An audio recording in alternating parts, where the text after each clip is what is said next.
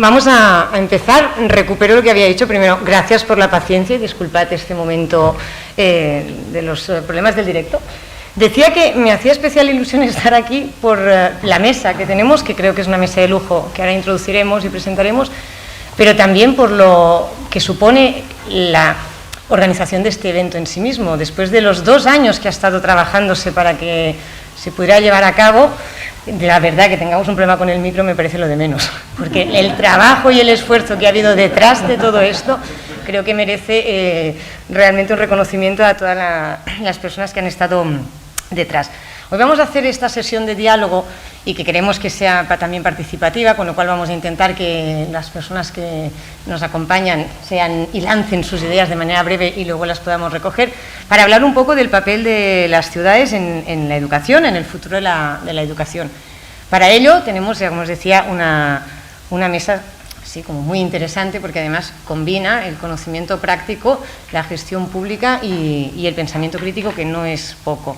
Por un lado está y nos acompaña Pedro del Cura, que es alcalde de Rivas Vacia, Madrid, Pilar Eslava, que es la teniente alcalde de Educación y Cultura del Ayuntamiento del Prat de Llobregat, María Truñó, que es la comisionada de Educació del Ayuntamiento de Barcelona, y Roser Bertran, que es vicepresidenta de la Fundación Creanta. Vamos a darles la palabra directamente, porque aquí hemos venido a oírlos y a oírlas. Y aquí la primera pregunta que lanzamos, que nos gustaría compartir y que nos explicaran, es ¿qué papel se cree que pueden jugar las ciudades para favorecer una educación que esté al alcance de toda la ciudadanía? En general, la educación se entiende como un ámbito competencial que no corresponde a los municipios, pero como decía Joan Subirats, que ahora es ministro de Universidad, entonces queda como más serio que lo diga, los ayuntamientos tienen muchas menos competencias que incumbencias. Entonces, aunque no sea competencia, es incumbencia. Entonces, aquí un poco la reflexión, y le voy a pedir a Pedro, si quiere empezar, que nos diga un poco esto. ¿Qué papel pueden jugar las ciudades? Pasamos aquí el micro. Gracias, Gemma. Muchísimas gracias a la organización por invitarme, y sobre todo muchísimas gracias por ponerme en esta mesa con estas compañeras de lujo, porque bueno, que tenga yo algo interesante que decir aquí, teniéndolas a ellas aquí, pues bueno, pues es de agradecer. Y bueno, entrando un poco a la pregunta, ¿no? Yo creo que esto es algo que en el marco de ciudades educadoras nos hemos estado reflexionando desde hace muchísimo tiempo, ¿no?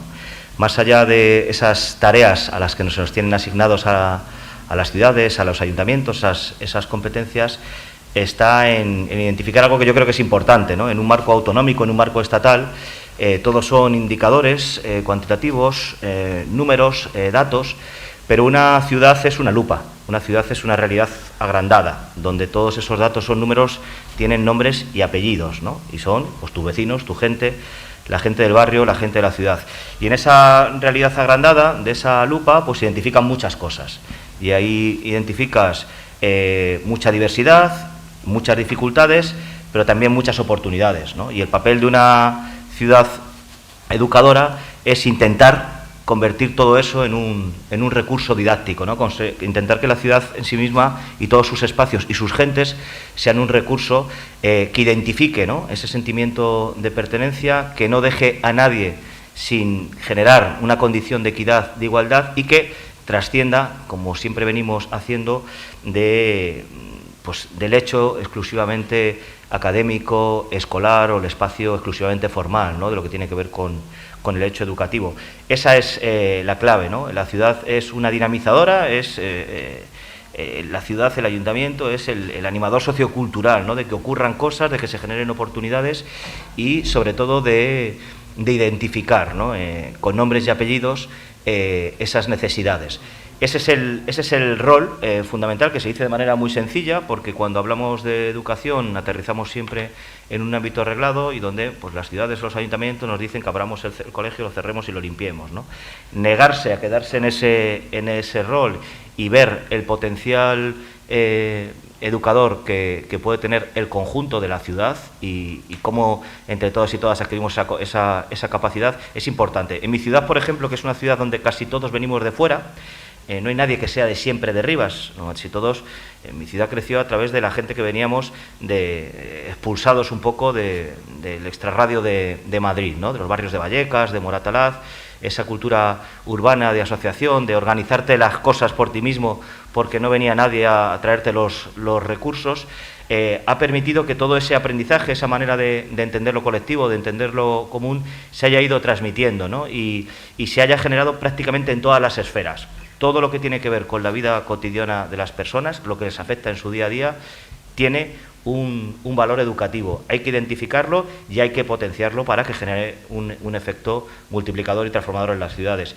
Y esa es la clave, intentar levantar la cabeza y poder identificar esos recursos y esa diversidad maravillosa que tenemos y, lógicamente, el privilegio de formar parte de esa lupa y poder ver realmente lo que pasa en una sociedad más allá de la frialdad de los datos, los números o las tablas de Excel de los presupuestos. Pilar, toma. Sí. Gracias también por invitarme. La verdad que es un lujo poder estar aquí, estar en el entorno y estar también acompañada, como decía Pedro. Creo que somos muy afortunadas.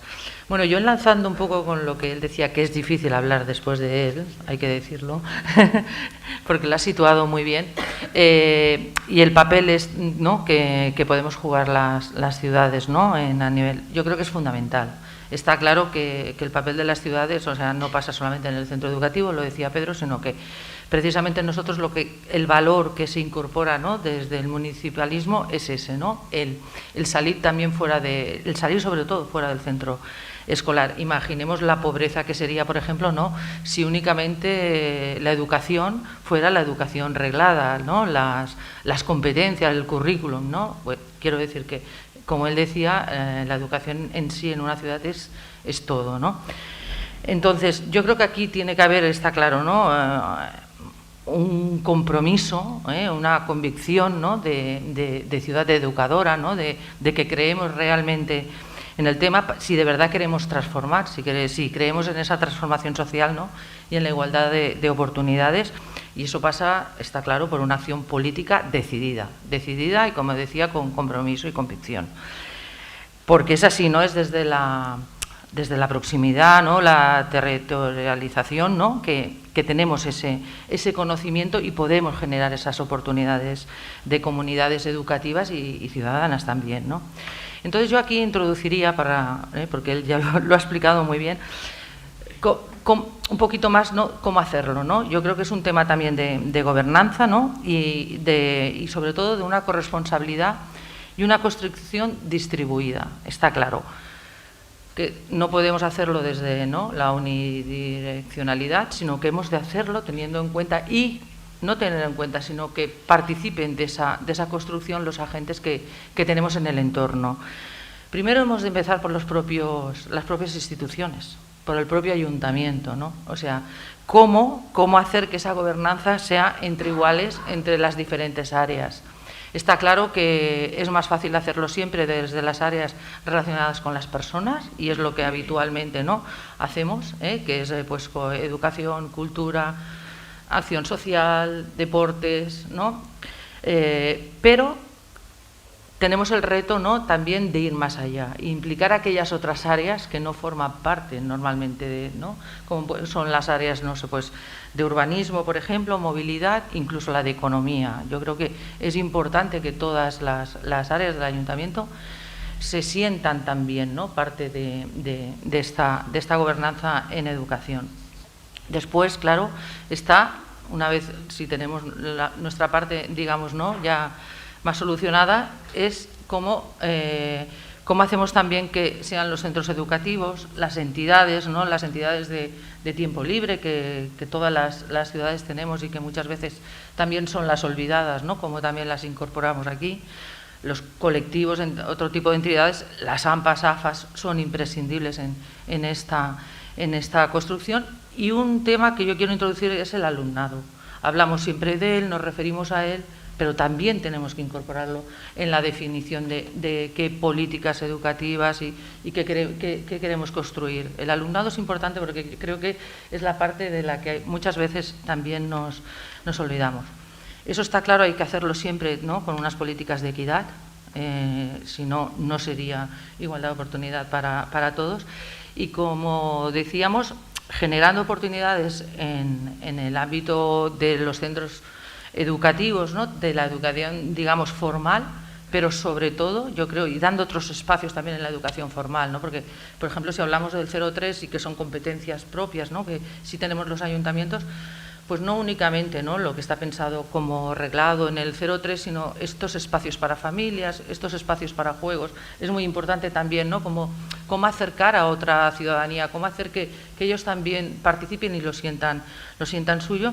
Y después ya, pues, con proyectos innovadores, está claro, yo creo que todos los ayuntamientos vamos más allá de las competencias que tenemos, intentamos entrar en los propios centros educativos, ¿no?, haciendo acciones complementarias, pero que no sean de tipo catálogo. Yo creo que aquí también hemos de empezar a hablar de co-construcción, ¿no? Después, si me da tiempo, en un ejemplo os explicaré un par que creo que en el Prat son importantes, ¿no? Pero es cómo construimos, no hacemos una oferta de un catálogo que cada profesor dice, una horita que venga alguien de una charla. No.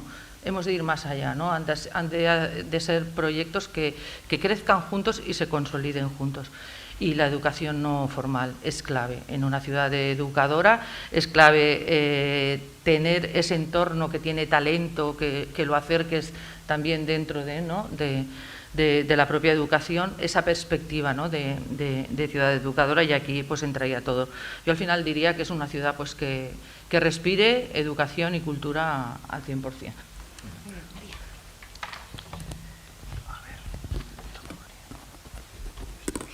Muy bien, pues muchísimas gracias.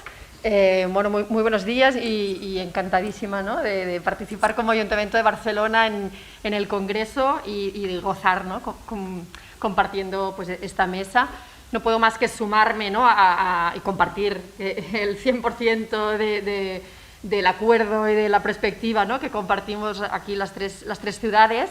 Y sigo tratando de responder a la pregunta, ¿no?, de qué papel pueden jugar las ciudades en educación. Quería compartir como cuatro ideas, ¿no?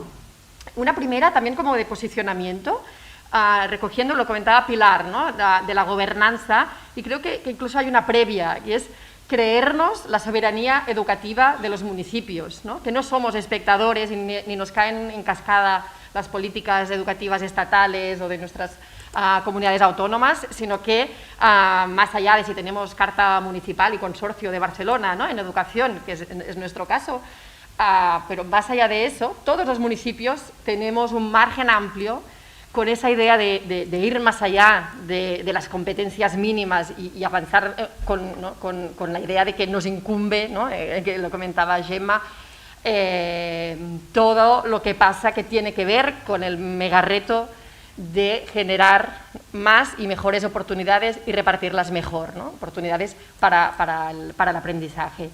Y en ese sentido, pues eso, hay que ir, ¿no?, y vamos todas nosotras, ¿no?, mucho más allá de facilitar solares para seguir incrementando los centros públicos y la oferta, ¿no?, educativa pública, obviamente más allá de la pura gestión de escuelas de educación infantil o de música municipales, ¿no? Y una primera idea que quería compartir es que la educación, ¿no?, y las escuelas no van solas, no tienen una propia, no es solo la agenda educativa, sino que son parte fundamental y motor de cambio de esta agenda urbana que tiene que ver, ¿no?, con los grandes retos, no solo de las ciudades, sino del planeta, que entiendo que estamos de acuerdo, que básicamente son las desigualdades por un lado y la emergencia climática por otro, ¿no? Entonces, en ese gran reto de transformar las ciudades, la escuela y la educación juegan un papel. Por lo tanto, es también, ¿no?, desde cada una de las escuela, que vamos transformando pues, nuestras ciudades. En ese sentido, pues cosas, ¿no?, como naturalizar los patios, pacificar los entornos escolares, que las escuelas sean generadoras y consumidoras de energía verde. Eso no es solo política educativa, es política educativa y es política ambiental, ¿sí? Y creo que ahí tenemos, ¿no?, que situarnos bien en ese espacio en la agenda urbana, ¿no? Y la segunda idea, ¿no?, reivindicar el propósito de la educación en su sentido de compensar las desigualdades de partida, con lo cual si enfocamos la educación siempre, ¿no?, ya lo comentaban los compañeros antes, desde la mirada de equidad, ahí estamos trabajando, pues eso, en la lucha para reducir las desigualdades, ¿no? Y en ese sentido, pues no somos espectadores, ¿no?, de esas políticas claves en la lucha contra las desigualdades en educación, que serían, ¿no?, abordar los dos grandes problemas más estructurales de la segregación escolar, por un lado, y del abandono educativo de los jóvenes, por otro. No nos lo miramos, sino que desde los ayuntamientos hacemos, ¿no?, mucha tarea en la detección de situaciones de vulnerabilidad, en inventarnos o favorecer recursos para el acompañamiento de nuestros jóvenes en orientación, en recursos socioeducativos. Hay ahí, ¿no?, un catálogo amplio y más allá del catálogo, hay la creatividad y estar al caso de lo que necesitamos, con esta idea de que las oportunidades están ahí, ¿no?, lo decía Pedro, y que la importancia de aprovecharlas y conectarlas al máximo. Y esta idea de la conexión es la tercera que me gustaría resaltar, también lo apuntaba Pilar, y es que el mundo educativo, no ya solo escolar, sino educativo, cada vez más, y ahí ganamos todos, se acerca al mundo de la cultura, se acerca al mundo de la acción social y se acerca al mundo de la salud. No para la gestión COVID, que esto algún día lo superaremos, sino para pensar en que las escuelas sean entornos saludables, con esta idea del bienestar integral, ¿no?, de nuestros niños, de nuestras niñas. Y por lo tanto, en la cultura, en la acción social, en la salud, tenemos mucho, ¿no?, que decir también desde los ayuntamientos. Y ya termino con la cuarta idea de, obviamente, más allá de la escuela, ¿no?, esta idea de la ciudad educadora, que en Barcelona, por el tamaño también de la ciudad, estamos trabajando con situarla cada vez más en el terreno de los barrios educadores, ¿no?, donde, más allá del espacio territorial barrio, que tiene que ser, ¿no?, más esa lupa que también nos comentaba Pedro, ponerle el foco en los tiempos educativos. O sea, ¿no?, que en el tiempo, que la educación vaya más allá de la escuela, implica pensar los otros tiempos educativos, especialmente ¿no?, el ámbito de las tardes y las actividades extraescolares, que es, luego ya entraremos en eso si hay tiempo, el ámbito del verano y también el tiempo escolar, pero más allá de las paredes de la escuela. Ahí la ciudad también tiene un amplísimo recorrido y también me gustará en la segunda ronda compartir un poco la experiencia de Barcelona, ¿no? Cómo hacemos escuela más allá de la escuela con ese objetivo de poder generar más y mejores oportunidades de aprendizaje y mejor repartidas. Rosa, nos ha vuelto la voz. Perfecto. ¿Tengo que apagarlo? Me parece que se escucha, ¿verdad, ya? Desde el micro este. ¿Sí? Vale. Bueno, pues buenos días a todos y todas. Me sumo a toda la retahíla de reflexiones y agradecimientos que han hecho los compañeros y compañeras. En este caso yo vengo a hacer la contraparte y hablarles de una ciudad que no nos es tan cercana, sino de una ciudad que está al otro lado del Atlántico, de Medellín, de allá, de Colombia, no del Medellín de acá. Y por tanto haré la contraparte un poco de qué ha hecho de Medellín una ciudad que para muchos sea una referencia en cultura y en educación y cómo se ha llegado a esta situación. Como observarán, yo no soy colombiana, no hablo colombiano, soy catalana, pero por mi parte, conjuntamente con la Fundación Creanta, llevamos mucho tiempo trabajando en Colombia, en este caso concreto, analizando, cooperando y trabajando en cultura y educación como transformadores de ciudad. A partir de 2007 estuvimos haciendo una investigación que nos llevó, una investigación en este aspecto, que acabó siendo un libro y que ha servido para nuestro trabajo en Colombia desde 2007. Creo que es necesario, antes de hablar qué ha hecho Colombia, qué ha hecho Medellín en concreto para transformar la ciudad desde la educación y la cultura, creo que es necesario enmarcar un poco Medellín. Seguramente que si ahora aquí tuviéramos una conversación entre todos, a la mente de la gran mayoría de vosotras y vosotros os suena Medellín, os connota Medellín con narcos, con violencia, con series más o menos exitosas y de calidad, también muy dudosa, en las plataformas.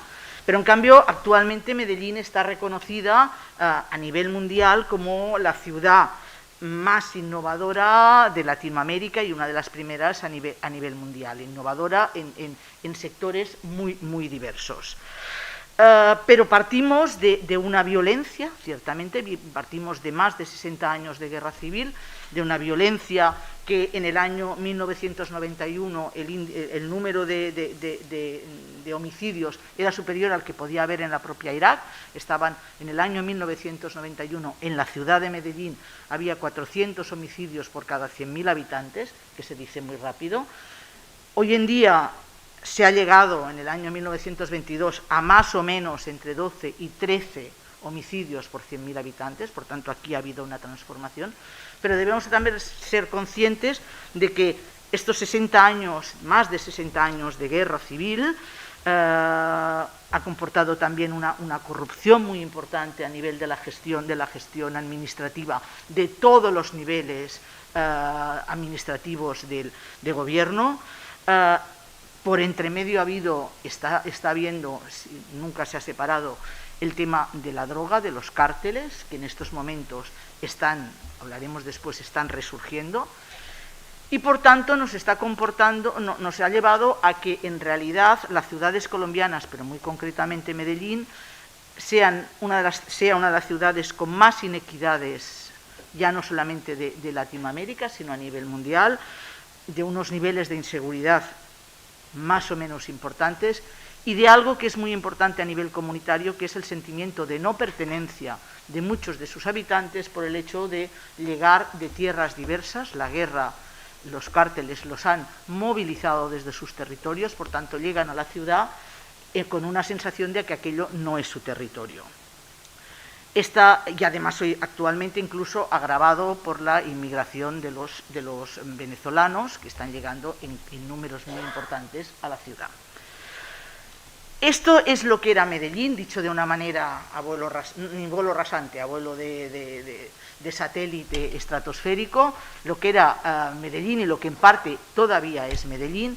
Pero a partir del año 2004 hay un grupo, muchos los denominan de visionarios, yo creo que son un grupo de personas con ganas y con voluntad de transformar la ciudad, que con el soporte de la universidad, muy importante, con el soporte de las universidades de la ciudad, con el soporte de la sociedad civil y del tercer sector, con el soporte de los empresarios, del empresariado de la región y con el empresariado de la ciudad, y con el soporte también de la comunidad en general, deciden intentar transformar aquella ciudad que era tan peligrosa, aquella ciudad que nadie iba a hacer turismo, aquella ciudad que daba miedo poder ir.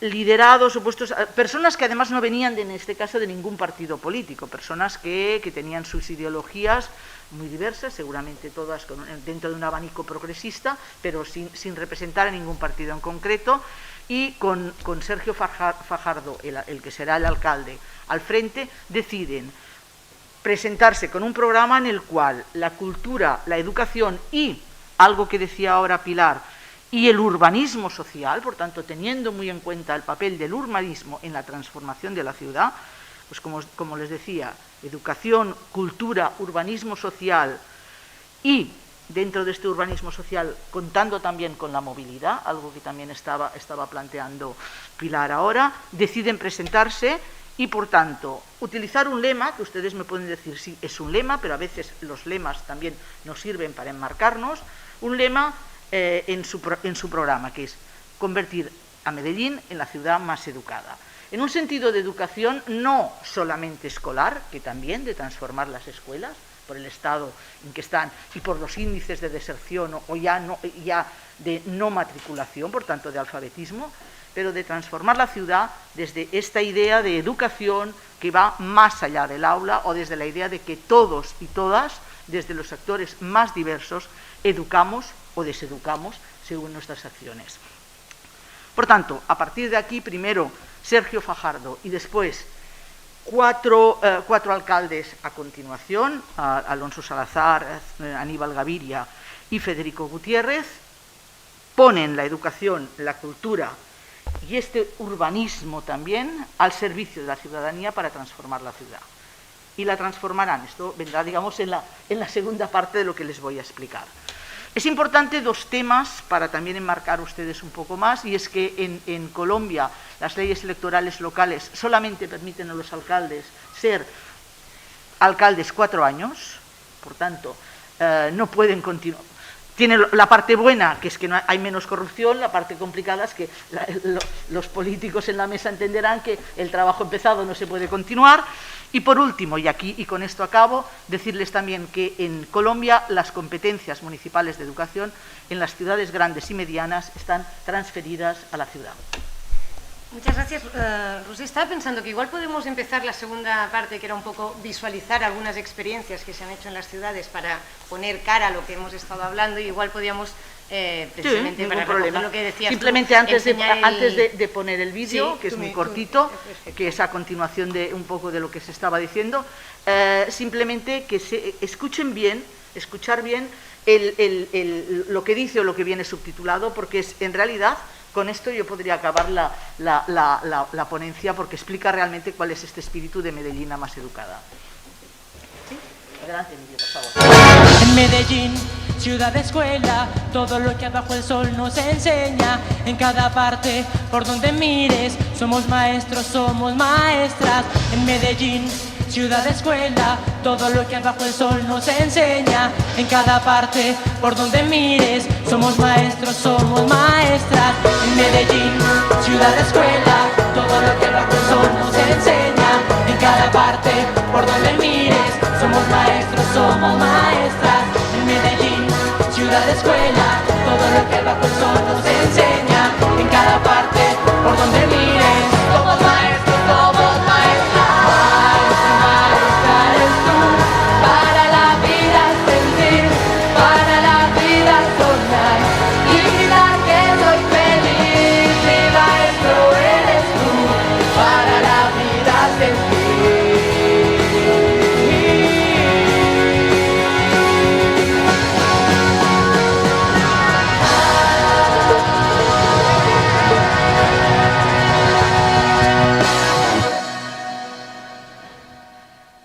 Este era un vídeo que pasaba reiteradamente la televisión pública de Medellín, Telemedellín, y la televisión también regional, Teleantioquia. Por tanto, quieras que no, esto es un pozo que va calando en las personas, que va calando en la sociedad, de que todos educamos, que la ciudad es un pozo. Es un poco lo que decía Jaume Trilla, ¿no? No solamente es aprender de la ciudad o con la ciudad, sino que es aprender la ciudad. Por tanto, el concepto de que la ciudad es maestro y maestra, y que todos somos maestros y maestras según nuestras actitudes. A partir de aquí hay una serie de transformaciones en la ciudad, a partir de no solamente de Sergio Fajardo, sino de los alcaldes que vienen a continuación, que va en dos líneas. Uno muy enfocado a la educación formal, que les ayudará a transformar la ciudad, por tanto, construyendo escuelas. Nos cuesta desde aquí imaginarnos, pero pensemos que estamos hablando de escuelas que a veces tienen simplemente ya problema de tener agua corriente en la propia ciudad. Estamos hablando de una ciudad en estos momentos de 2,5 millones de habitantes y un hinterland, una área metropolitana de alrededor de 4 millones, esto contados. Los que no tenemos contados son unos cuantos más. Por tanto, transformar escuelas y hacer escuelas nuevas, aquí salía alguna de ellas, las instituciones educativas. Empezar un programa muy importante que será base y que María, esto ya también por sus conocimientos anteriores lo conocerá, que es el programa Buen Comienzo. Por tanto, desde 0 años, ofrecer desde los 3 meses posibilidades a las familias en educación infantil, invertir mucho dinero en educación infantil. Un dato a nivel de política educativa: en Medellín, durante estos años de estos alcaldes que les estaba diciendo, y en el caso de Fajardo totalmente, el 40% del presupuesto municipal iba para cultura y educación. Se dice fácil. Por tanto, esto ayudó a transformar estas escuelas, a hacer escuelas nuevas. Esto ayudó al concepto del proyecto del programa Buen Comienzo. Piensen ustedes que aún hoy en día en las escuelas de educación infantil y primaria es básico el que les den desayuno y el que les den comida, que les den almuerzo. porque si no, las familias, muchas de ellas, no pueden llegar. Piensen que todavía en Medellín y en Colombia en general existe el doble turno, porque faltan espacios educativos y por tanto hay turno desde las 6 hasta las 12 por la mañana y desde la 1 hasta las 5, por tanto es importante también tener esto. Pero yo para mí, aunque es muy importante la transformación en la educación formal, en la apuesta por cambiar la educación formal, para mí es tan o igual de importante todo lo que ocurrió en el fora escola, en lo que es educación no formal, es que no me gusta utilizar la palabra, pero bueno, esta educación que no ocurre directamente dentro de la escuela. Crearon una red de escuelas de música, siguiendo un poco la línea de Abreu en Venezuela, situada en los barrios más necesitados de la ciudad, con más inequidad de la ciudad. Las escuelas de música entendidas como espacio para disfrutar de la música, no para hacer músicos. Se creó una red de parques biblioteca, ellos los denominan parques biblioteca, que pasan a ser los edificios más bonitos, los edificios más innovadores en los barrios con más dificultad para incluso entrar la policía en los propios barrios, y la biblioteca pasa a ser el espacio comunitario de participación de la ciudad. Crean un museo de la ciencia, siguiendo totalmente, acompañados totalmente por Jorge Wagensberg desde acá a Barcelona, y hacen el Museo Parque Explora. Han sido como cuatro cubículos que han salido aquí, un museo que en realidad es un espacio más público de la ciudad, un espacio de juegos, un espacio de participación, un espacio de ir con la familia, un jardín botánico. Pero otra cosa muy importante, a tenor de lo que decía también Pilar, la importancia de la movilidad urbana. Hay algo en Medellín que la hace significativa, y es lo que ellos denominan cultura metro. Cultura metro quiere decir que el transporte público, porque hay una parte de transporte que es privado, el transporte público es algo que es de todos, es algo que tenemos que cuidar, y por tanto entrar en el metro, entrar en el transporte público del Metrocable, aquí también se veía, o sea, un funicular que sube hasta las laderas de la ciudad. Esto comportará que mientras estoy yo en el metro hay una limpieza, hay un acompañamiento, hay bibliotecas en el metro, hay espectáculos de teatro en el metro, y es lo que ellos denominan cultura metro. La movilidad, el poder llegar a barrios que antes nadie llegaba, poder poner un teleférico que suba hasta los barrios con más inequidad de la ciudad. Con lo cual la gente de los barrios ricos, al principio era muy divertido, porque iban a dar una vuelta con el teleférico, porque no habían subido nunca en un teleférico. En un país tropical no hay teleféricos, y en cambio conocían la experiencia. Por tanto, recalco el papel del poder público, pero también el papel del compromiso entre el sector público y el sector privado, y la importancia del tercer sector. Muchas gracias a Rosé por esta aproximación clarísima a una experiencia que además transforma toda una ciudad. Le voy a pedir a María, para irnos acercando, que pueda también contar una experiencia más aterrizada en este lado del Atlántico, en el caso de Barcelona. Gracias. Muy bien. Pues me gustará compartir cuatro experiencias, trataré de contarlas de manera sintética. La primera, cogiendo el hilo de lo que comentaba Rosé, la pequeña infancia, O sea, hemos en la ciudad planteado un plan de educación y crianza de la pequeña infancia, con la idea de que no solo se trata de seguir creciendo en la red de escuelas infantiles públicas municipales, sino se trata de, desde una lógica también de política de los cuidados, no solo política educativa, poder diversificar los servicios, los recursos, y partiendo de una idea, y es que todas las familias con críos pequeños necesitan apoyos, necesitan tener espacios de encuentro, profesionales de referencia, más allá de su pediatra, y poder generar esta política que dé apoyo desde lo público, entre otras cosas, con una red también, en paralelo a la red de escuelas infantiles, pues una red de espacios familiares de crianza municipales, también abriendo todo lo que es el servicio innovador de canguro municipal, en principio que nació para situaciones de de familias, muy en clave de situaciones de pobreza de las madres, pero que estamos viendo, ¿no?, también la posibilidad de abrirlo más allá de los territorios de atención social prioritaria. O sea, un poco a situar, ¿no?, a romper la idea de que la crianza y la educación de la pequeña infancia es un tema de las familias, es un tema de agenda pública que necesita articularse y desde una perspectiva feminista también, ¿no?, hacernos cargo colectivamente de lo que pasa en esta etapa de la vida, que todos sabemos que es estratégica en términos sociales y en términos educativos, ¿no? Una segunda práctica o línea que hemos trabajado es como muy obvia, pero es pensar la inversión, ¿no? O sea, todos quisiéramos presupuestos infinitos, pero esto no es ni será así. Entonces vamos a ponerle más intención a la inversión en educación, ¿no? Ese ha sido un poco el planteamiento relacionado, ahora pienso en la inversión en lo que son los equipamientos educativos. Hemos trabajado en 5 planes, no entrar en todos, pero sí me gustaría compartir, ¿no?, la idea de vamos a repensar los espacios educativos para que nos den mucho más de sí, tanto en el tiempo escolar también como en el tiempo más allá de la escuela, para que tenga más usos comunitarios y para que los niños se sientan y aprendan mejor, ¿no?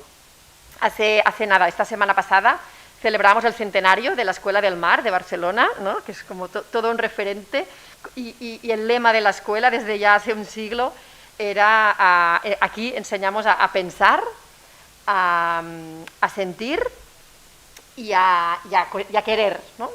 Y un poco esta idea, ¿no?, que tiene tangibles e intangibles, ¿no?, pero que pasa por cosas tan básicas como un plan de pinturas que tenga, ¿no?, que cuide la sensación que tienes en la escuela, que no sean colores estridentes, sino generar espacios de bienestar en los entornos no solo de las aulas, sino de todo el equipamiento.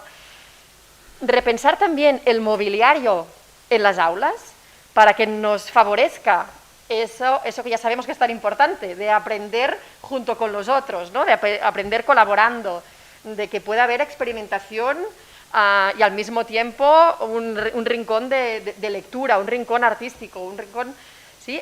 Eso, si parte de la inversión va, ¿no?, a hacer formación, pero y a transformar el espacio físico, nos impulsa, ¿no? Nos impulsa. Y lo que estamos haciendo, de momento lo hemos hecho en la parte de infantil.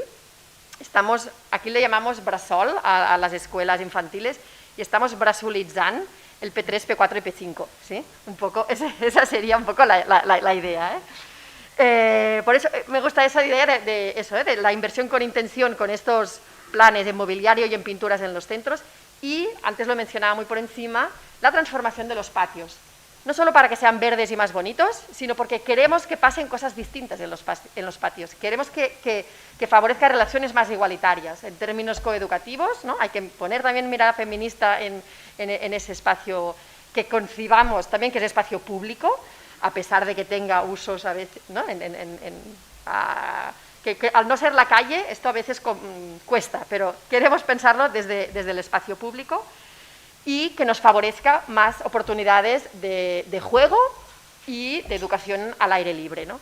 Esto conecta también con todo un proyecto que tenemos de ciudad jugable, de un plan de oportunidades, ¿no?, de juego al aire libre en la ciudad, pero esto ya será para otro congreso. Me centraré más ahora en dos proyectos más, muy de titulares, pero por un lado, paradójicamente, ¿no?, la pandemia nos ha ayudado a hacer un salto en Ciudad Educadora en una línea muy concreta que es el ampliar espacios educativos en los barrios. El curso COVID nos forzó a buscar espacios tanto de jardines, de parques, de plazas, como de bibliotecas, centros cívicos cercanos a las escuelas, y esto, que algunas escuelas ya hacían, pasó a una escala mayor. 4 de cada 10 escuelas e institutos públicos y concertados de la ciudad, el año pasado, pero la noticia es que también están utilizando de manera cotidiana espacios educativos más allá de sus paredes, ¿no? Entonces, esto nació por emergencia, pero tiene que ver con estrategia de Ciudad Educadora desde los barrios. Y ahí pues seguiremos trabajando en esa línea.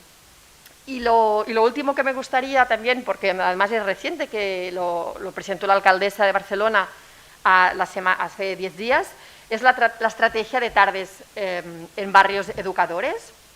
Esa idea, ¿no? Que lo mismo que en verano sí que tenemos más sistematizado, más ordenado toda la oferta, ¿no? que promueven entidades de todo tipo, desde deportivas, culturales, de ocio juvenil, etcétera, para las vacaciones de verano, ¿sí? que tenemos un sistema, ¿no?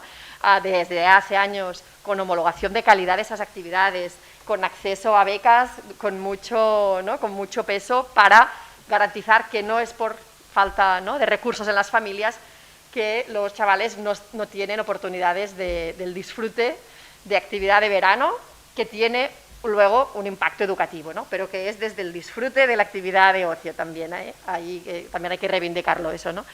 Me parece. Y esta idea, pues lo que estamos planteando es lo mismo que tenemos en verano, tenerlo para las tardes, ¿sí? Con la idea de tener un horizonte compartido con las entidades, de que haya un mínimo de 2 tardes para todos los niños y niñas y adolescentes de la ciudad, 2 tardes con actividades extraescolares diversas, asequibles, de calidad y de barrio. Cuando decimos diversas es porque hay una buena noticia, y es que 7 de cada 10 niños y niñas de la ciudad hasta los 16 años hacen actividad deportiva en las tardes. Esto es maravilloso, pero si miramos actividades no deportivas, solo la mitad hacen actividades no deportivas, ¿sí? Por lo tanto, y obviamente los que no hacen este tipo de actividades más artísticas, culturales, científicas, idiomas y demás, son las familias, ¿no? Son los niños de familias en situaciones más desfavorecidas. Por lo tanto, tenemos ahí un reto de equidad, ¿no? Y por ello, ¿no? Trabajar en garantizar oferta en todos los territorios donde no hay tejido y un sistema de becas para el acceso a estas actividades. Y cuando decimos de calidad, déjame solo destacar que la calidad pasa sí o sí por la mezcla social y la mezcla cultural, porque tenemos bastante claro, aunque no lo tenemos resuelto, pero lo tenemos enfocado, la lucha contra la segregación escolar, pero habrá que ir abriendo el foco, porque la segregación también es educativa más allá de los centros, ¿no? Y lo que pasa en las tardes, lo que pasa en el verano, tiene que ser de aprender desde la convivencia, desde esa diversidad que Pedro también ya situaba desde el inicio, ¿no? Y cuando decimos de barrio es porque queremos que no sea con una idea de tarde escuela céntrico, ¿sí? Perdóname la palabra, sino barriocéntrico. O sea, que no hace falta que todos los institutos tengan hockey, porque no lo lograrán. Seguramente no habrá suficientes niños, pero que un barrio pueda tener diversidad de oferta, tanto cultural, artística, deportiva, y que sea, ¿no? Con esa mirada de que haya un mínimo que desde la política pública, ¿no? Que ahí es donde con mirada larga, ¿no? Vamos a seguir interviniendo desde el ayuntamiento y facilitando esa idea de articulación, que garanticemos eso, que en todos los barrios hay esas posibilidades, ¿no? Esas oportunidades, y las conectamos, ¿no? Por tanto, reconocer ese espacio, ese tiempo importantísimo de las tardes, garantizar esta idea del mínimo 2 con estas características, y haciéndolo, obviamente el ayuntamiento ni puede ni quiere hacer esto solo, ¿no? Desde la co-creación y la coproducción de políticas, pero generar una nueva capa en las políticas educativas también, apuntando al tiempo de tardes. Lo dejo ahí, que si no... No, muchísimas gracias, porque sé que tienes más cosas que decir. Te agradezco la conclusión, Pedro. Sí. ¿Tenemos luego para hablar de futuro otra? Sí. Vale, bien. Pues muy rápido también, un poco en plan titulares, porque además aquí hay cosas que luego es fácil pues meterse en la web, conocer los programas, bajarlo, cualquier de estos proyectos, programas, iniciativas, pues están a vuestra disposición para verlos y compartirlos, y la gente de los técnicos, las técnicas que trabajan en el área, pues también, ¿no? En todo caso, como prácticas, ¿no? Lo primero es el rol, ¿no? De lo que hablábamos antes, el rol de algo que a mí me gusta mucho, que es el concepto de comunidad educativa. Cómo nos constituimos como comunidad educativa, tanto dentro como fuera de la escuela, ¿no? Y qué desplegamos para desarrollar ese concepto. Y hay un elemento importante, primero es toda esa capacidad también regulatoria de programas, de actuaciones que podemos desarrollar.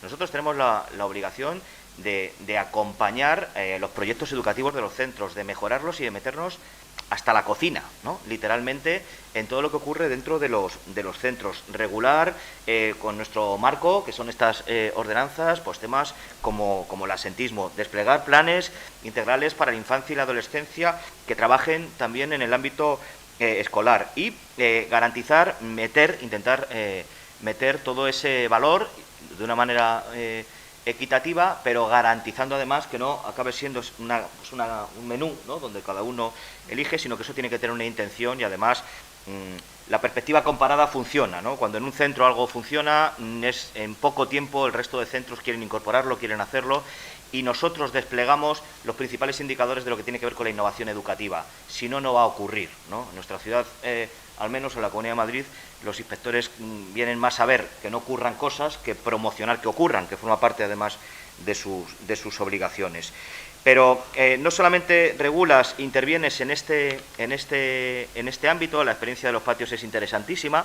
Hay más mobiliario educativo, lúdico, en el patio de una prisión que en el patio de un colegio, y eso debería de hacernos reflexionar, esta obsesión de que el patio es un sitio donde los niños debemos intentar que no se golpeen, y los maestros son unos señores que están con un pito y unos megáfonos para que allí no ocurran, ¿no?, ciertas cosas. Y ese derecho a los patios naturalizados, a los patios educativos, al poder pedagógico que tiene el espacio de recreo y de encuentro.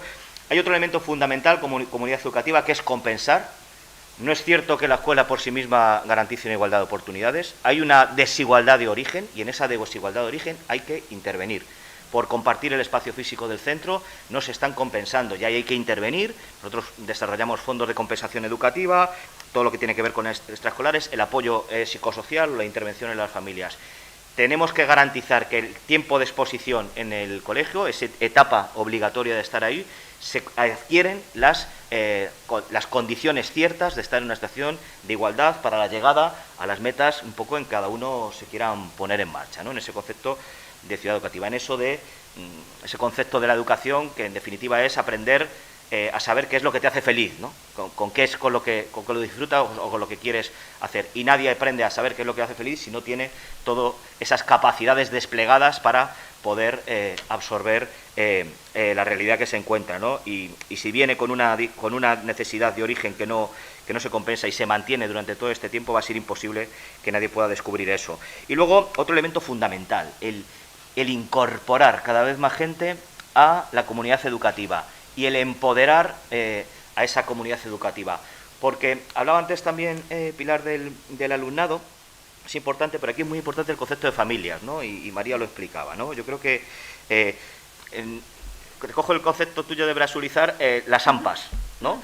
La intervención de las familias en la educación infantil y la intervención de las familias en el proyecto educativo, en el cuerpo a cuerpo, en estar con el docente, con la docente, incorporados al proyecto educativo, ser y formar parte del proyecto educativo, y cómo acaban siendo figuras que intentamos que cada vez estén más lejos, al otro lado de la valla, ¿no?, al otro lado de la verja. Y eso hay que romperlo. Entonces, esa parte también de brasulizar a las AMPAs, a las familias, en formarlas, que tengan opinión, que tengan proyectos educativos de familia, que sepan qué quieren y cómo van a trabajar con sus hijos, con sus hijas, cómo los van a desarrollar con el entorno, cómo el colegio es una oportunidad para algunas cosas, pero desde luego no para todas, ni mucho menos, y ahí ese concepto de comunidad educativa ampliarlo y dedicar bastante para formar, para intervenir, para fortalecer ese espacio asociativo, participativo y de generación de opinión de las familias.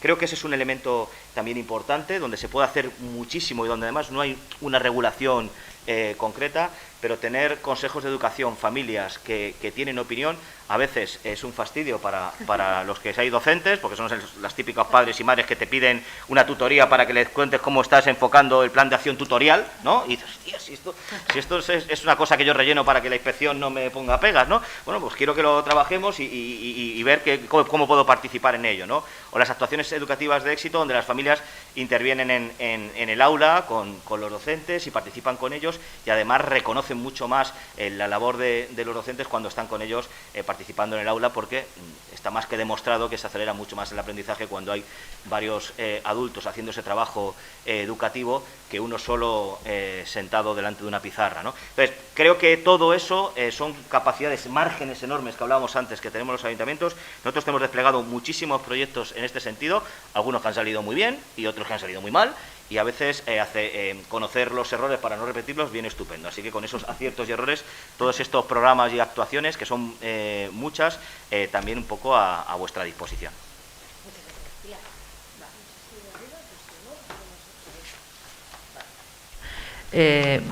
Bueno, aquí todos aprendemos, y estoy muy de acuerdo con las experiencias que se estaban diciendo, algunas también compartidas y otras, sino para trabajarlas en futuro. Como ellos ahora mismo explicaban, ¿no? Yo creo que, y Pedro lo decía ahora al acabar, son muchas las prácticas, ¿no? Los proyectos que desde las ciudades impulsamos, ¿no? Y acompañamos. La palabra acompañar creo que es clave en todos los sentidos. Pero bueno, yo voy a concretar dos de ellas, un poco porque también pensábamos que tienen un perfil algo diferenciador. Bueno, una de ellas se parece un poco a lo de Medellín, seguramente no llegamos ni... estamos en el principio, pero va un poco en esa línea, ¿no? Que desde luego está claro que cualquier cosa se puede consultar en la web, y en la web además hemos hecho una publicación precisamente de este proyecto, de este programa que se llama Interseccions. Es Educación, Cultura y Comunidad, y hemos hecho una publicación ahora mismo, o sea que está disponible para descargarla cualquiera que quiera. Entonces, ¿cómo nace, ¿no? Porque también es importante saber cómo nace este proyecto. Este proyecto nace desde una visión política muy ideológica, yo diría que casi utópica, ¿no? De que la educación y la cultura, ¿no? Y lo estamos diciendo, lo hemos dicho al principio y seguramente lo repetiremos aún más, son herramientas de transformación social, ¿no? Creyéndonos esa utopía y diciendo que las utopías pueden ser realizables, ¿no? Pues vamos a intentarlo, y en el 2017, después de conseguir tener una ciudad con unos equipamientos culturales, que era lo que nosotros creíamos necesitaba, ¿no? Lo último fue la Escuela de Música, se inauguró en el 2014, en el 2019 hemos inaugurado un teatro, cosa que tampoco es ahora muy normal ¿no? Después de las crisis que veníamos del 2011, pero sí, hemos hecho eso, pero ¿para qué? Para que junto la Escuela de Música, el teatro y otros equipamientos de la ciudad hacer un sistema de artes en vivo. Un sistema de artes en vivo que incorpora la música, la danza, el teatro, pero que no sea solamente para un horario extraescolar, que no sea solamente para aquellos que pueden acceder, sino que tenga un acceso para todos, ¿no? En una igualdad de oportunidades. Entonces, con esa serie de equipamientos, ¿no? Que completaban los que ya teníamos en la ciudad, nos ponemos a construir un proyecto educativo global de ciudad, que la misión es generar contextos de aprendizaje con corresponsabilidad entre los diferentes agentes educativos y culturales de la ciudad, y que ponga en valor precisamente eso, ¿no? El desarrollo cultural y artístico de las personas, y además a lo largo de la vida. Para nosotros era muy importante que todas las etapas estén cubiertas. Ese proyecto tenía que tener, está claro, una serie de valores como la corresponsabilidad, la inclusión, la equidad, la igualdad, la cooperación, la innovación, porque es muy innovador, la creatividad, y que diera precisamente eso, un servicio a la comunidad, ¿no? Con todos los aprendizajes que ya se estaban desarrollando también, incorporarlos y además otros. En ello hemos utilizado 3 tipos de acciones, está desarrollado en 3 tipos de acciones. Una, que además es como empezamos, ¿no? Que era la de laboratorios, ¿no? Espacios de diseño, ¿no? de los futuros proyectos que pueden salir aquí, un espacio de diseño donde intentamos incorporar o sea, al máximo de personas, ¿no? No de personas, sino de referencias, ¿no? De ámbitos, y aquí está claro que tenían que participar los centros educativos, está claro que tenían que participar también las AMPAs, las familias, ¿no? Para dar su visión, y los agentes culturales que la propia ciudad aporta. Luego, Otro de las acciones son, que digamos es un paso ya más avanzado, los entornos de aprendizaje, ¿no? Es que sean espacios ya de formación y reflexión en torno a los diferentes proyectos que se van reuniendo, ¿no?, esporádicamente. Ahora ha bajado un poquito por el tema de la pandemia, ¿no? Nos han pedido los centros educativos, sobre todo, ¿no?, que bajáramos un poco, pero sigue en funcionamiento. Y después ya eso llegamos a la parte, ¿no?, a la de implicación, que son los propios proyectos, ¿no? Esos proyectos educativos que como mínimo tenían que tener duración de 1 año. Hay algunos que empezaron en el 2017-18 y siguen, y esperemos que continúen y se incorporen para siempre. Entonces, ¿cómo hacerlo? Pues en 5 ámbitos diferentes, ¿no? Empezando por las artes escénicas y visuales, ¿eh? No todos los centros tienen todos los proyectos, o sea, no todos van a hacer todo. También ha ido en función de lo que cada centro consideraba, cuando hablo del centro educativo, le iba mejor en su proyecto de centro, pero sí que intentamos, y estamos en la línea de intentar que al menos lo que son artes escénicas lleguen a todos. Ahora no es así todavía, pero sí intentaremos que de alguna manera todos puedan de alguna manera tocar el arte, porque consideramos que es una parte fundamental para el desarrollo también, ¿no?, de una política educativa y cultural.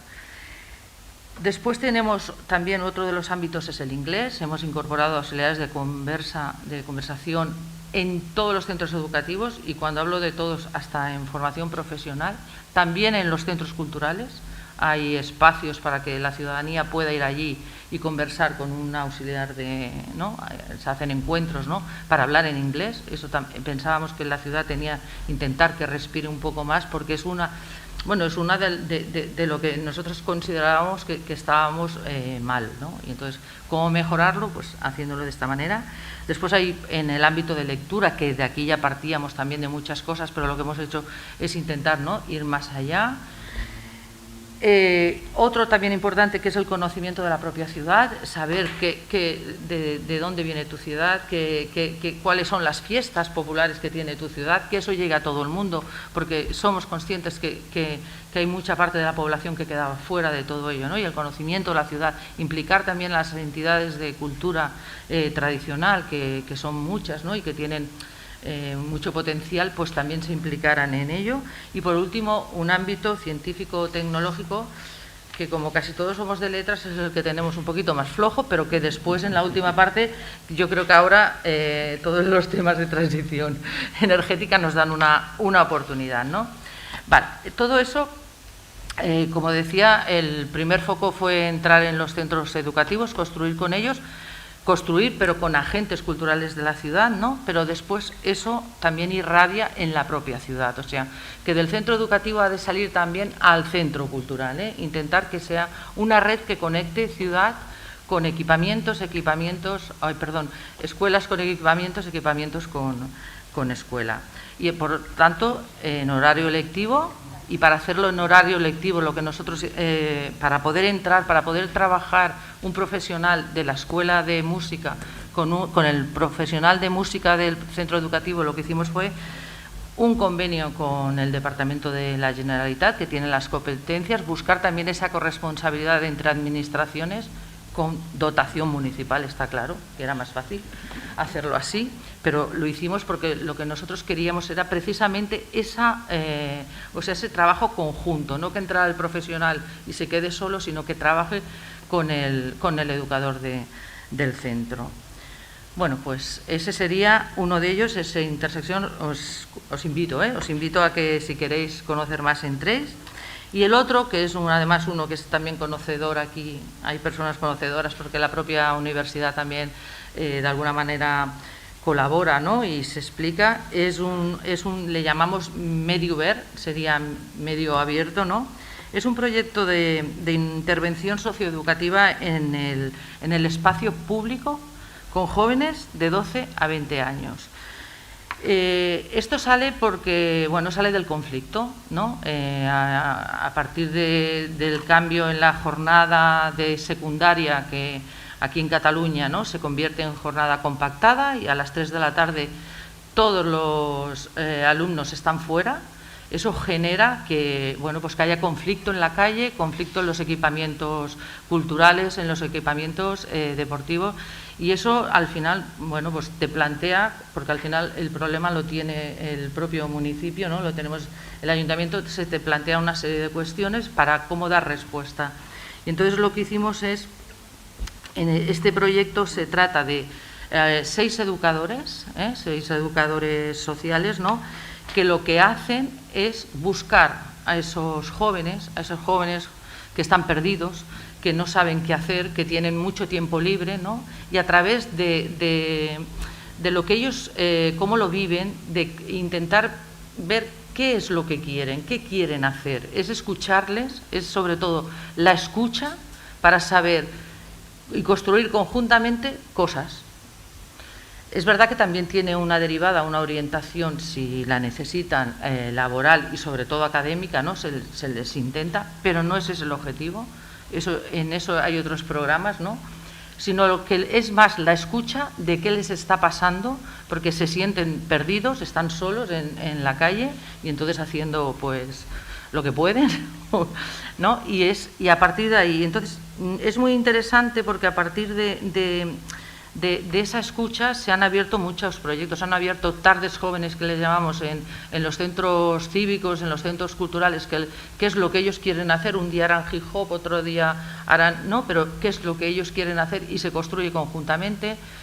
Colaboran en el 8 de marzo, ahora cuando se hacen actividades también, ¿no?, el día de 8 de marzo, colaboran en el carnaval, pero de la manera que ellos consideran, no han de ser conducidos. Quiero decir que la importancia que tiene este proyecto precisamente es ese, ¿no?, el de la escucha. Y le damos también mucho valor, porque además estos educadores después participan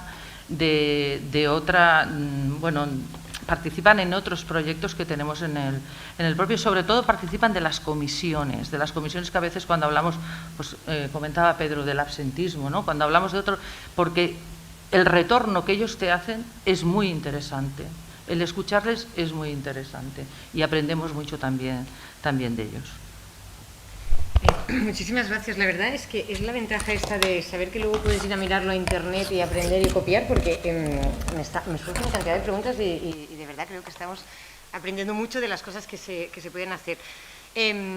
Ahora va a ser este momento en el que os voy a intentar pedir que hablemos de los retos de futuro, pero muy brevemente, porque tenemos que tener un espacio para las preguntas del público, por cierto, también de las personas que están siguiendo la charla y el diálogo online, con lo cual los retos de futuro de manera sintética, en plan titular, que me parece casi ridículo hacerlo así como pregunta, pero en fin, lo dejamos para poner encima de la mesa algunas reflexiones que luego podemos igual ampliar. Vamos a empezar con el orden inverso que tenemos aquí, o sea que Rosé, te doy la palabra y vamos a... Gracias, Gemma. A ver, rápidamente, también estos retos que tiene en este caso Medellín, desde lo que es la escuela propiamente dicha y también lo que es desde esta educación esta educación desde la ciudad. El principal reto que Medellín en estos momentos tiene es mantener lo que se ha hecho. Hay ganas o hay intereses diversos de que la ciudad pase a ser más conocida por la más innovadora, la más 5G o la más smart, frente a lo que había sido la más educada o la ciudad escuela. Por tanto, el mantener y hacer entender por parte de la ciudadanía a sus propios gobernantes la importancia de mantener esta inversión en educación y en hacer la educación como algo referente de la ciudad. Hay otro tema también importante en el reto de esta ciudad para que pueda continuar siendo la más educada, que es, a partir de los acuerdos de paz, cómo tratar con estas personas o bien desmovilizadas que han regresado de nuevo a la vida activa y que no tenían experiencia de una vida democrática porque han estado siempre en guerra o en conflicto, cómo se trabaja con ellos y cómo se trabaja con aquellos desplazados y desplazadas que el conflicto, sea los paramilitares, sea las FARC, ha hecho que se hayan tenido que mover de su territorio. Otro aspecto es justo el contrario de lo que estaba diciendo ahora Pilar en este caso, es intentar ir a una jornada lo más larga posible que sea doble, que no en cambio que sea única, para precisamente solucionar los problemas que estaban surgiendo en la ciudad con el doble turno. Por tanto, intentar tener más escuelas y tener más tiempo a los jóvenes, a los niños y a los jóvenes en la escuela. Desde dentro de la escuela, y voy muy rápido porque sería muy largo, también daría para otro congreso, desde dentro de la escuela los retos es, por un lado, la deserción, principalmente en educación media. Esta pandemia ha comportado que haya una gran cantidad de jóvenes que no regresen de nuevo a la escuela y por tanto pasen a engrosar filas de no trabajo, filas de trabajos eventuales, etcétera. Otro gran reto es la formación en innovación de los docentes. Si el municipio tiene las competencias en educación, también tienen las competencias en esta formación continuada de maestros. Por tanto, el acuerdo con las universidades y el acuerdo con la comunidad educativa para esta formación de docentes. Y un último punto, que también daría para otro largo congreso, sería el tema de la inclusión y la inequidad.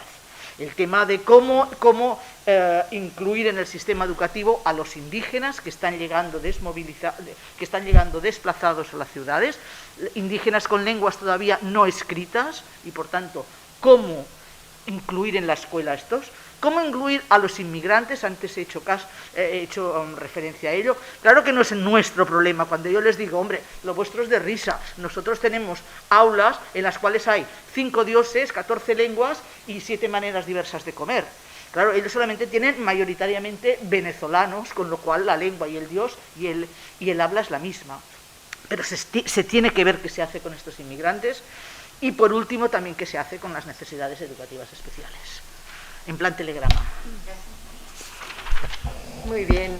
Pues yo empezaría con el gran reto de seguir generando esas condiciones imprescindibles, ¿no? Y en ese sentido, a reivindicar una vez más, ¿no?, la inversión. Más allá de la intención que le pongas, hay que seguir aumentando la inversión. En Cataluña la ley nos dice que tenemos que llegar al 6% y apenas estamos en el 4%. Y eso es imprescindible para seguir empujando, ¿no?, otra de las grandes condiciones, que es que haya más peso también de la educación pública en el sistema, ahí sí, escolar educativo, ¿no?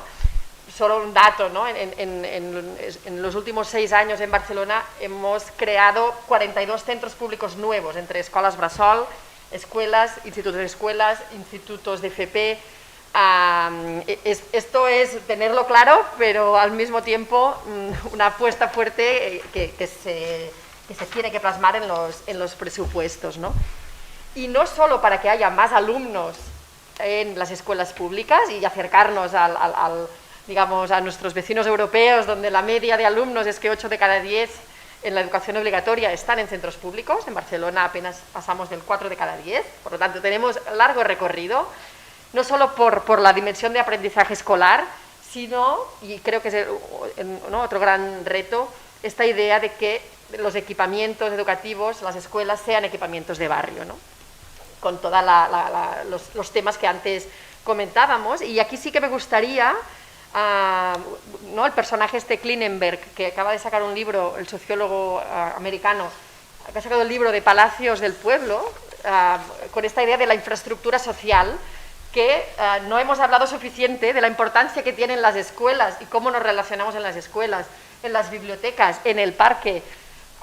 Y es impresionante la reflexión que hace para dar aún muchísimo más valor a estos equipamientos, como, ¿no?, estos espacios de plaza que estamos generando en los entornos escolares, como la importancia clave, lo decía también Pedro, de empoderar más las familias, que las familias sean esa parte imprescindible de la comunidad educativa, estando dentro de la vida escolar, pero también para los vecinos y vecinas que los fines de semana van al patio porque han ganado un parque jardín en su barrio, ¿no? Por lo tanto, esta idea, ¿no?, de inversión para más educación pública, con esta idea de las escuelas como equipamiento de barrio, como infraestructura social imprescindible, para situar esta idea también que parece contradictoria, porque todo el tiempo parece que nos sesgamos a la parte de infancia, pero que la parte de trayectorias vitales, trayectorias desde el 03, que ya hemos dicho, ¿no? Y seguimos universalizando 03, pero otro gran reto es empezar a hablar de universalizar el 16-18.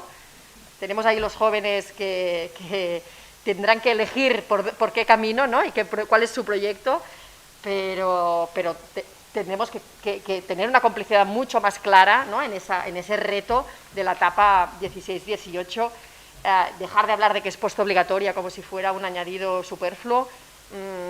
Ahí tenemos un enorme reto, y que siempre se nos queda como muy para el final la educación de personas adultas, en todo su amplio posibilidad de desarrollarse, desde la parte más cívica, cultural, a la parte más de acreditación de competencias. Hay un enorme tema. Así que eso, añadiría como gran reto la mirada de trayectoria educativa, y que en todas esas etapas la educación inclusiva esté más presente, tanto la parte vinculada a diversidad funcional, discapacidades, como la parte de situaciones de desventaja, de pobreza social. Y terminar con esa imagen, ¿no? de las escuelas en el corazón de los barrios, como estos palacios, no solo para la infancia, pero sobre todo para la infancia, ¿no? Para que ejerzan ahí un sitio imprescindible de su vida para ejercer sus derechos de la infancia, y donde pueda ser un espacio también motor de seguir ensanchando el derecho a la educación, con la complicidad de esta idea de comunidad más allá de la lógica de comunidad escolar, ¿no? De vivir esa pertenencia y ese espacio de práctica democrática, ¿no? Al final, que es la propia escuela. Muchas gracias, María. Le paso la palabra a Pilar.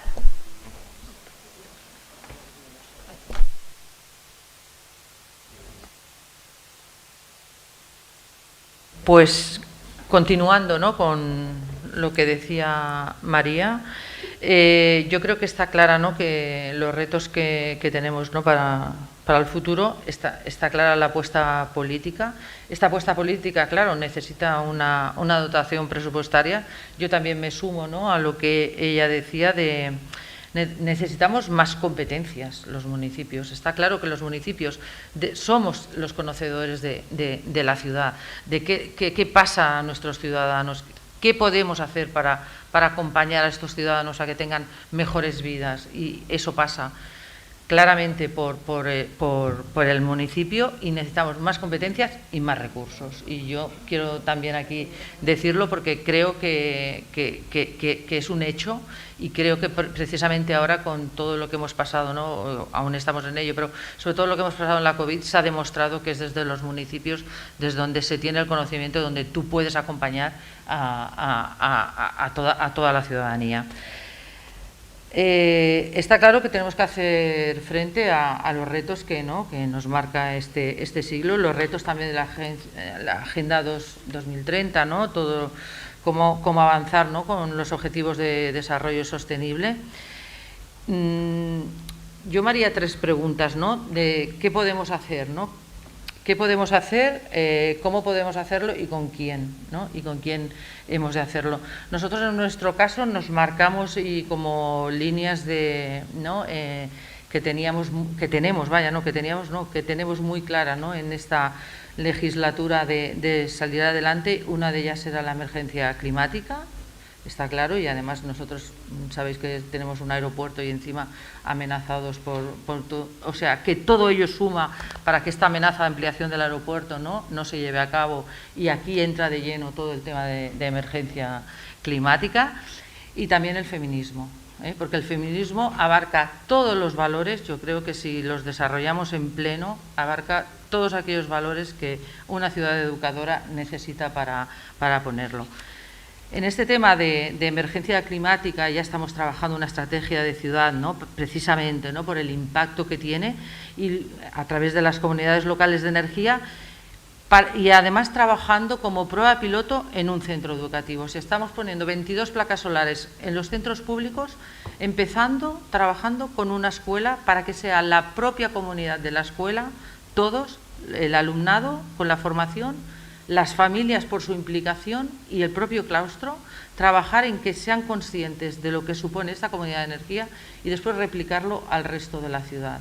Es un reto importante, pero yo creo que es un reto que nos obliga si queremos un futuro mejor, un futuro sostenible y unas ciudades también mejores. Estoy resumiendo mucho, pero también lo podéis encontrar en la web. El feminismo, como decía, está claro que hemos de tener unas vidas libres y todos los valores que este feminismo tiene han de llevar adelante. ¿Y cómo? Bueno, pues con horizontalidad, con transversalidad en todas las políticas municipales. Vuelvo a lo que cuando empezaba, ¿no? Creo que hemos de ser mucho más transversales. Sé que es difícil, a veces parece que sea mucho trabajo de entrada, pero a la larga eso también da mejores soluciones, miradas más completas. Yo creo que es básico que empecemos a pensar en que todos los departamentos han de tener puesta la mirada en la política educativa. Es clave.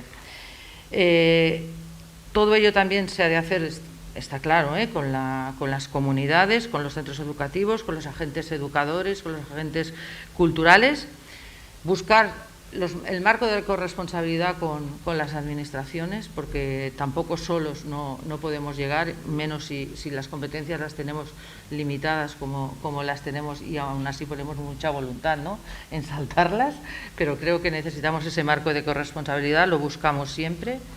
¿Y después con quién? Bueno, pues ya se ha dicho antes, creo que aquí pasa por la comunidad, por ese trabajo comunitario, por empoderar a las personas como ese elemento de transformación colectiva.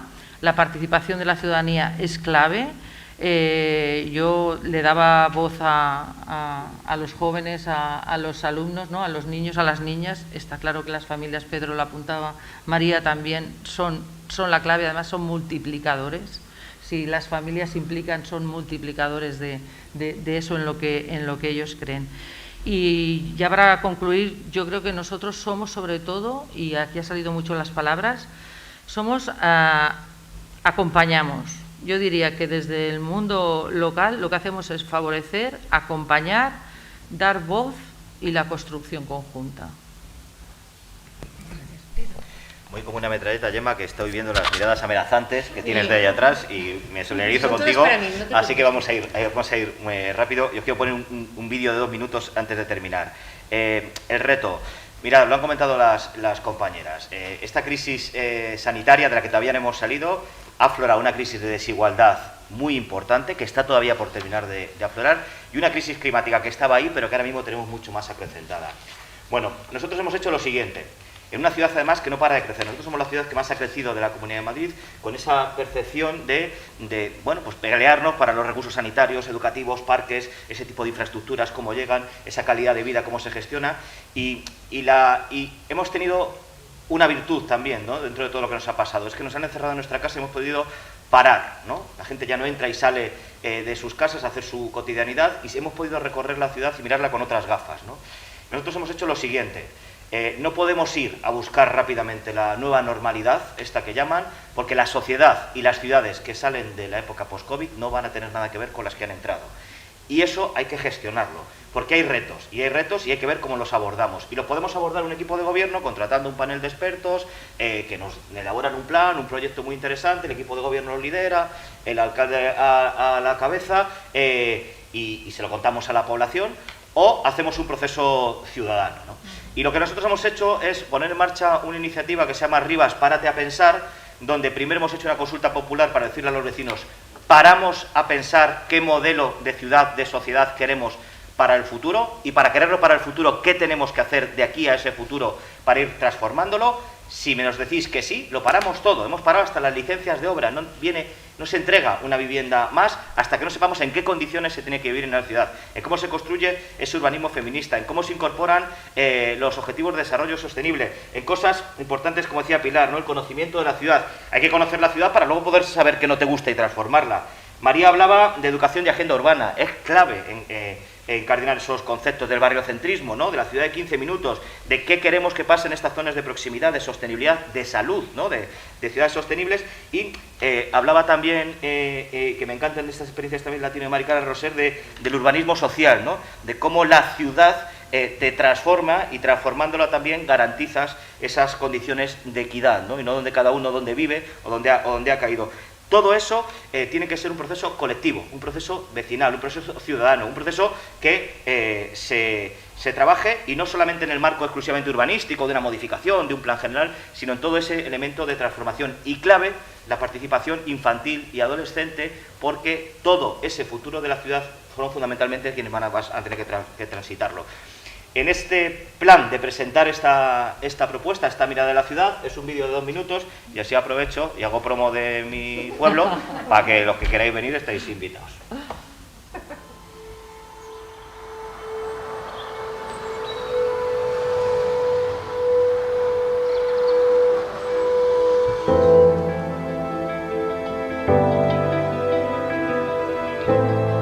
El ritmo es más sobrio que el de Medellín, es un poco más castellano. Para no decepcionar.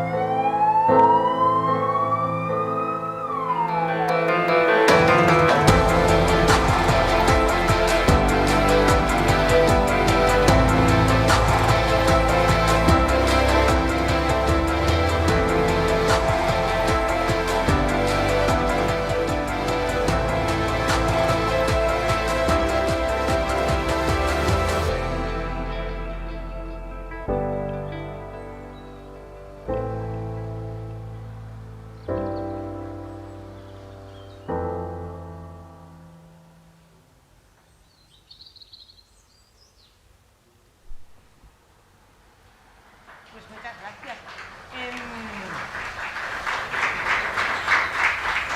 Vamos a ver, la organización sabe que a mí si se me pide que modere, siempre me voy a portar mal, porque yo no voy a hacer que la gente que dice cosas interesantes lo haga en breve, pero vamos súper mal de tiempo. La cosa es, ¿alguien quiere hacer una pregunta? Porque una creo que me dejarán hacer, y si no, nos podemos encontrar por aquí luego y hacerlo, porque es que me sabe mal, pero nos hemos pasado. Pero es que yo creo de verdad que ha sido muy interesante, no sé si coincidiréis. Yo creo que esta mirada de la ciudad como recurso didáctico, que lo habéis dicho, como comunidad educadora o educada o educativa, o sea que también me parece bien los adjetivos, y sobre todo esta idea de que la acción pública, repensada con recursos, con inversión, con actores nuevos, con voces distintas, es clave para transformar. Y que hay que poder hacerlo. Y me están escribiendo una pregunta, entonces con que la cosa de la... No nos vamos a morir sin llegar un poco más tarde, lo siento.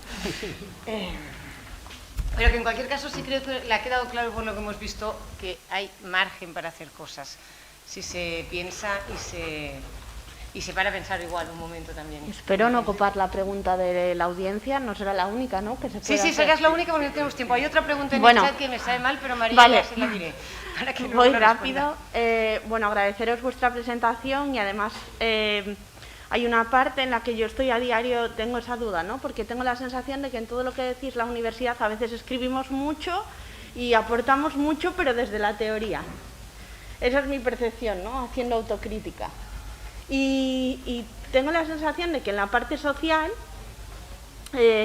hay una desconexión con la parte escolar muy importante. Todos los programas que habéis dicho me parecen interesantísimos, pero sí creo que falta un nexo, o sería bueno contribuir con, no sé cómo lo veis, un nexo entre la parte escolar, esos educadores sociales que a mí me parecen importantísimos, de calle, que escuchan, en qué medida saben lo que pasa en la escuela, Y al revés, los profesores y profesoras, ¿en qué medida saben lo que pasa por la tarde o están informados de lo que pasa en la calle?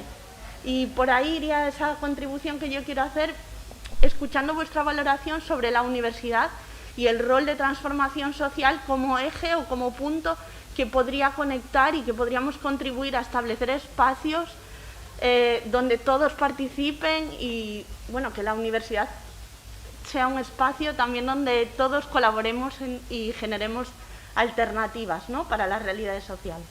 Vale, me encantan estas preguntas que te abren otro congreso, digamos. Gracias, ¿no? Porque es muy interesante, precisamente lo digo. O sea, que voy a hacer una cosa muy fea, que es pedirle a una persona de la mesa, solo una, que si quiere tirar...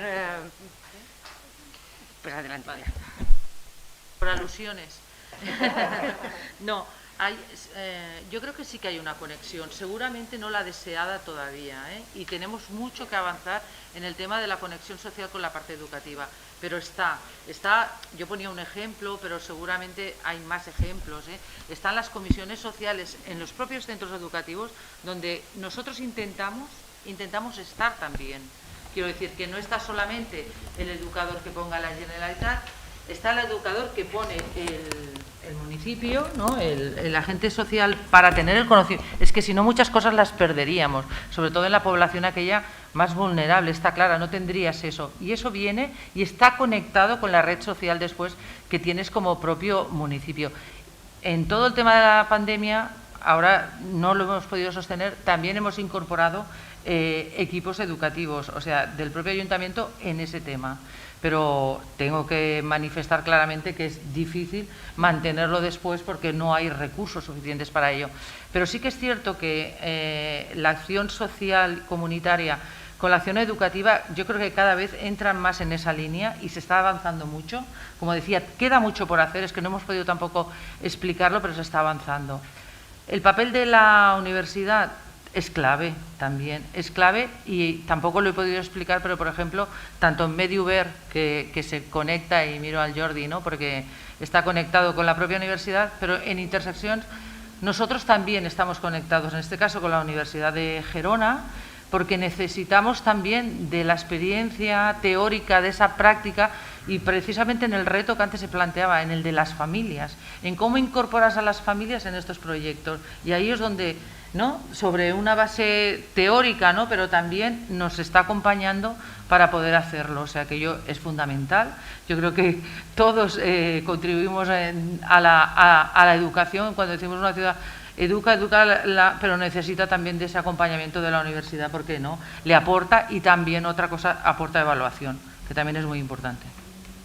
Pues muchísimas gracias a vosotros por la paciencia, disculpad mil por el uso del tiempo, pero es que yo creo que hay que agradecerles las magníficas intervenciones, o sea que de verdad, muchísimas gracias.